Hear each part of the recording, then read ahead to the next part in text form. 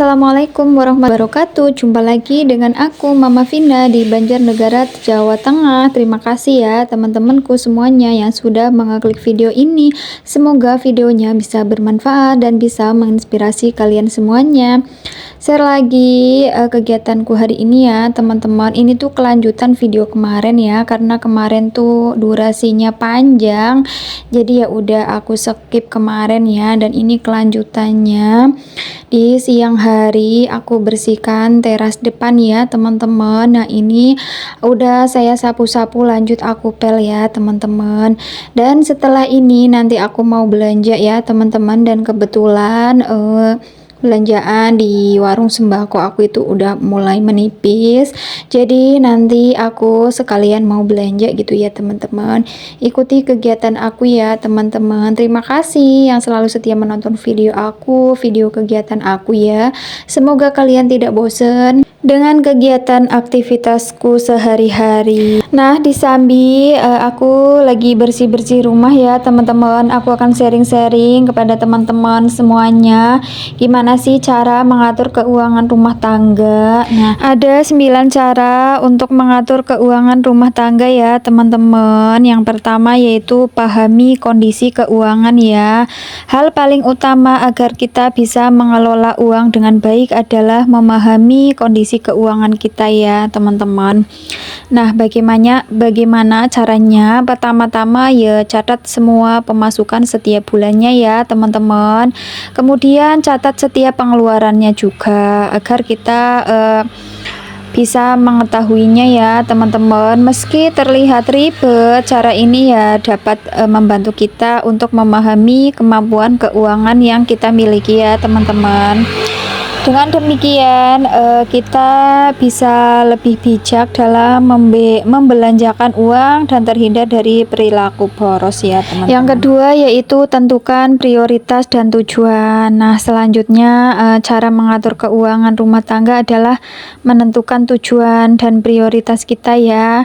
Dengan melakukan ini kita bisa lebih aware dengan kebutuhan yang harus dipenuhi terlebih dahulu ya, sehingga kita tidak mudah tergiur untuk menghabiskan uang demi memenuhi keinginan semata. Nah cara ini juga dapat membantu kita dalam menyusun rencana keuangan ke depannya agar lebih mudah ya teman-teman. Yang ketiga yaitu tentukan budget per bulan.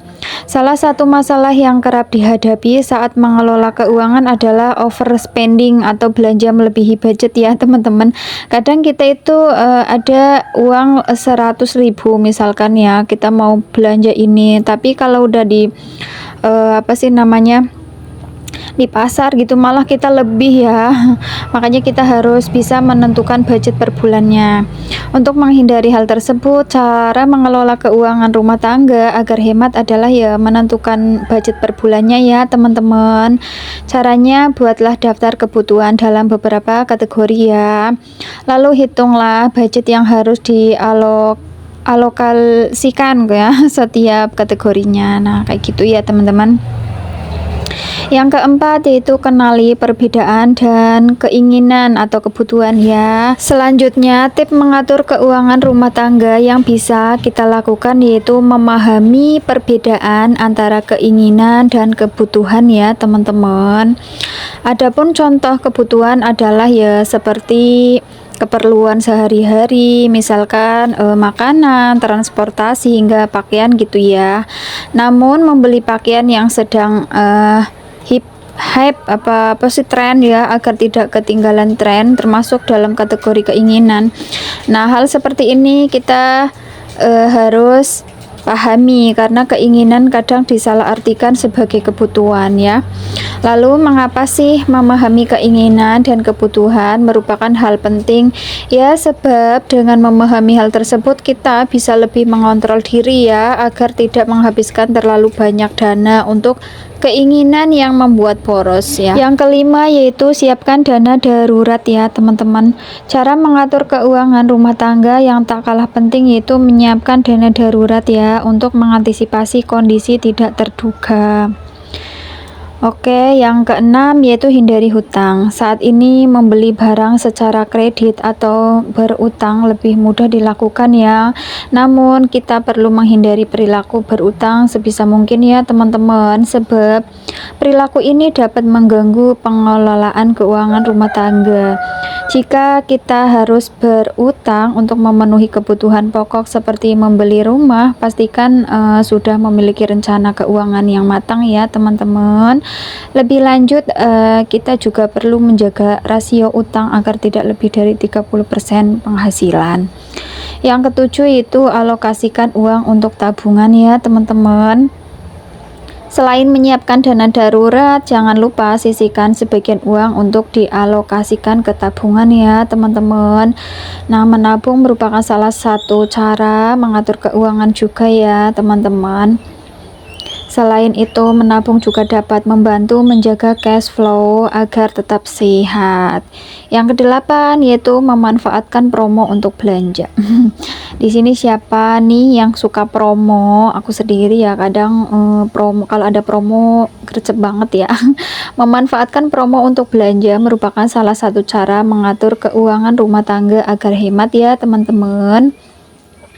Sebab promo membuat harga barang jadi lebih murah jika dibandingkan dengan harga normal ya teman-teman. Dengan demikian kita bisa menghemat sejumlah uang karena potongan harga yang didapatkan ya teman-teman. Yang kesembilan yaitu disiplin. Nah, kunci utama agar cara mengatur keuangan rumah tangga bisa efektif adalah ya disiplin ya teman-teman. Usahakan selalu disiplin dan berkomitmen untuk menjalankan rencana keuangan yang telah dibuat agar cash flow tetap terjaga. Tidak hanya kita ya, pasangan kita juga harus diajak untuk berkomitmen dan merealisasikan. Jadi kita itu sama-sama punya rencana keuangan gitu ya teman-teman. Nah, mungkin itu ya cara mengatur keuangan rumah tangga agar tidak boros dan mencapai tujuan yang telah ditentukan. Selain menyiapkan dana darurat, kita juga perlu menyimpan uang ya untuk tabungan dan juga investasi. Oke, lanjut ke videonya. Ini tadi aku udah belanja ya teman-teman. Kebetulan itu sembako aku itu udah menipis dan alhamdulillah udah selesai, udah pulang ke rumah.